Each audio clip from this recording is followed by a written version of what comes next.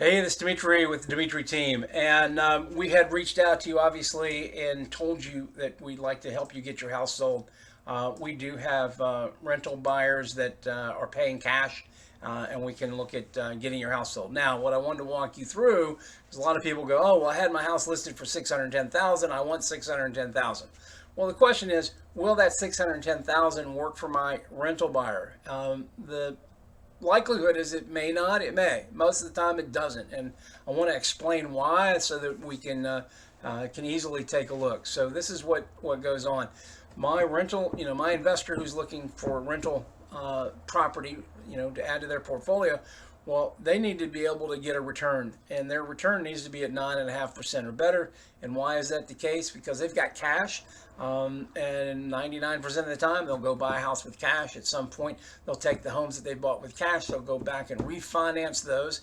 And investor money right now is running at 9%. So if an investor is going to go get cash out, it's going to cost them at least 9% to take that cash out. It's kind of like you would do an equity loan on your house. They're definitely doing like equity loans on their investment portfolio at 9%. They don't get that prevailing, homeowner living in the house rate. They get an investor rate, which is more money.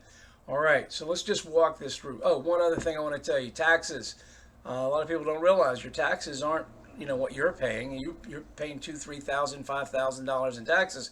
Well, the investor is going to pay more than that, and the reason for that is that your tax basis is probably what you bought it at, a little bit less, and now you want more money, and the investor is buying it for more money.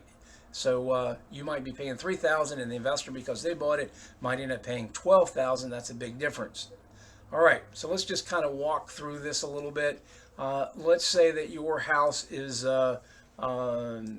let's just do $500,000. I can get $4,500. Actually, let's just do $5,000 in rent, right?